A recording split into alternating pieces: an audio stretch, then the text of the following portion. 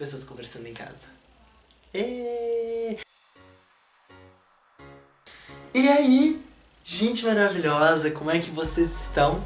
Hoje nós viemos aqui para falar sobre o nosso quarto signo do zodíaco natural, nosso primeiro signo de água e já o nosso segundo signo cardinal. E qual signo que é esse? O nosso maravilhoso, o nosso apegado, mas extremamente incrível Câncer.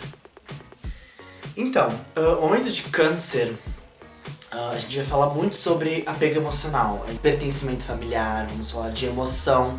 Esse é o primeiro momento no mapa onde a gente tem contato com água. E o elemento água, ele é o elemento que fala sobre o lado emocional. Ele fala sobre o nosso lado emocional. Então, durante o zodíaco natural, esse é o primeiro momento que a gente vai aprender sobre emoção. É o primeiro momento que a gente vai ter contato com a emoção. E o que isso significa? Pertencimento. A gente está falando de se misturar num grupo. No caso do Câncer, a gente já está falando do grupo familiar, núcleo familiar. Esse é o momento, então, que a gente começa a descobrir o nosso papel na família e principalmente o que? A gente começa a reconhecer a nossa mãe. A gente começa a reconhecer o papel da nossa mãe na nossa família e na nossa vida. Câncer é um signo que ele nutre o outro. Quando ele tem um carinho, ele nutre o outro. Ele tem necessidade de ser necessário. Então ele gosta de ser necessário para o outro. Ele gosta de... Não é o servir, é aquela coisa do carinho. Realmente, mãe, sabe? De pegar e fazer a sopinha quando tá doente, dar um carinho quando tá mal. Isso tudo é Câncer. Isso tudo é força canceriana.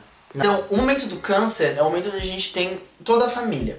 Claro que a gente tem principalmente a mãe, mas por que eu falo muito da mãe? Porque é o momento de a gente reconhecer a mãe pra gente poder também reconhecer o pai. Porque a partir do reconhecimento da mãe, o que não é mãe vai ser pai.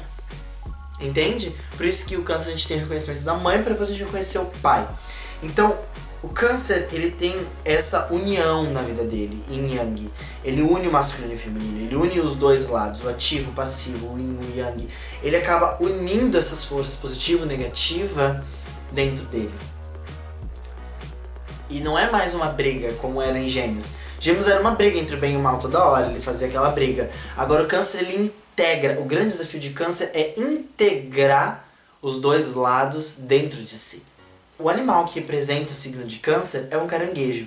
Se a gente for observar um caranguejo, a gente pode ver que o caranguejo, primeiro de tudo, ele é extremamente subjetivo. Porque ele não consegue atacar a presa diretamente. Tanto que ele anda de lado. Ele não consegue andar nem pra frente nem pra trás. Ele anda de lado. Quando ele vai pegar a presa, ele circunda a presa. Então aqui tá a presa. Ele faz esse movimento de circundar a presa. E quando ele vê que ele vai perder aquela presa, aí ele ataca. Mas o ataque dele não é violento, não é brutal. Ele se prende na presa e não se solta até a presa desistir. Sem falar que os caranguejos, eles moram entre a terra e entre o mar, né, ou lagos. Eles moram na praia, que é justamente a transição entre esses dois mundos, né? O que tudo isso significa, então? O que a gente pode tirar de simbolismo para Câncer? Primeiro de tudo, Câncer não é objetivo.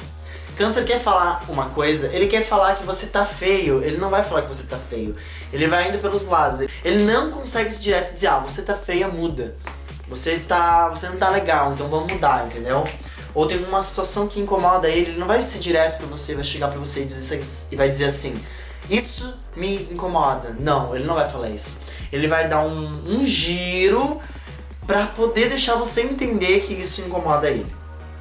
Subjetividade. Segundo, quando ele só toma uma iniciativa, porque ele é um signo cardinal, né? Então a gente espera que ele tome iniciativas, mas na verdade ele toma a iniciativa quando ele vê que ele vai perder. Quando ele nota que ele tá perdendo o que ele tá de olho, aí ele ataca. Aí ele realmente vai lá e se prende.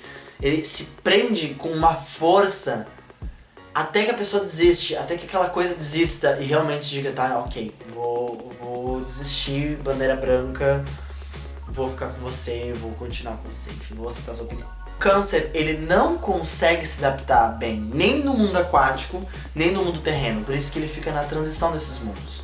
O que significa o mundo aquático? O mundo aquático significa o mundo das emoções, o mundo do inconsciente, o mundo do invisível, o que não se pode tocar, o que não se pode ser explicado, que é as emoções. E o mundo terreno é o mundo da percepção, é o mundo da construção, de você trabalhar, é o mundo do trabalho, é o mundo da persistência, dos moldes sociais, é o mundo do dinheiro, dos recursos. Então, Câncer, ele precisa dos dois para sobreviver. Ele precisa estar nessa transição entre o mundo terreno e entre o mundo emocional. Ele precisa dos dois para viver. Por que ele tá nessa transição de mundos? Porque ele tá procurando integrar os dois mundos. É a força dele. Ele tá procurando como que ele consegue integrar esses dois polos na vida dele. Existem dois grandes tipos de caranguejo. Aquele caranguejo que cria sua própria carapaça, que ele constrói sua própria carapaça porque ele precisa se proteger.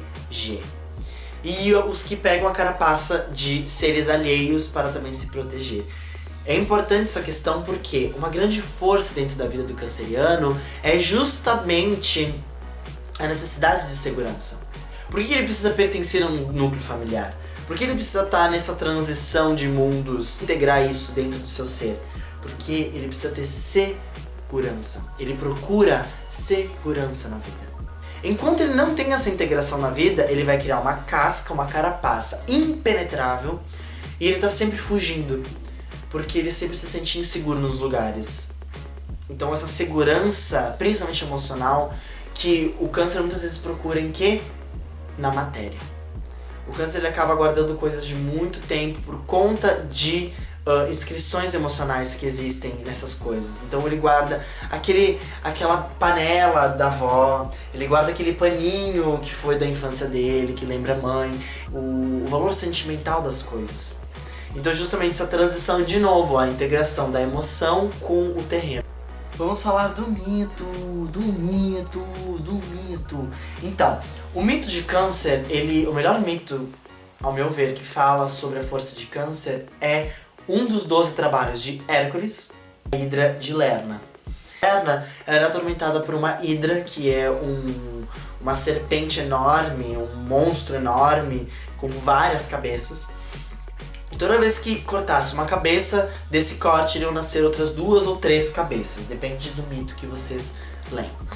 Então, Hércules nesse trabalho, ele conta com a ajuda de Iolau, que ele é médico, e ele é um alquimista, na verdade, e ele dá a ideia pra Hércules de queimar, de cauterizar o corte da cabeça para poder cauterizar o corte e não nascer novas cabeças. Então, Hércules ia lá, cortava a cabeça e Iolau cauterizava o corte, cortava a cabeça e cauterizava o corte. E foi ainda assim. Quando Hera viu que Hércules estava dando conta do desafio, o que ela fez? Vou destruir esse menino, porque eu quero destruir esse menino. Então ela manda sair do pântano, da área pantanal, que é Lerna, um caranguejo gigante. E esse caranguejo, ele olha pra Hércules é enorme em comparação ao caranguejo, né? Mas ele mesmo assim vai lá e se prende nos calcanhares de Hércules. E isso consegue impedir um tempo Hércules de destruir a Hidra, mas Hércules acaba pisando no caranguejo e destruindo ele, e então ele consegue vencer o desafio. Pra valorizar isso, a Hera vai lá, puxa o caranguejo e coloca ele em formato de constelação. Não importa o quão grande é o desafio, ele vai encarar. Por quê? Porque quando que uma coisa que o câncer ama é ameaçada, o câncer vai dar o seu sangue e a sua vida por essa coisa, por esse objeto, esse alguém. Isso também é uma força de mãe. Porque na verdade a mãe, ela é isso, né? A mãe, ela dá a vida pelo filho. A mãe, ela se sacrifica pelo filho. Também tem essa força da mãe, né? Então é isso, gente. Espero que vocês tenham gostado. Vocês viram que eu tô com uma cara de puricasta hoje, né? Eu fiz a barba, então eu tô assim, me sentindo uma virgem, uma maravilhosa, assim, pura. Até parece, né? E sigam-me nas redes sociais. Beijozinho pra vocês e até o próximo vídeo.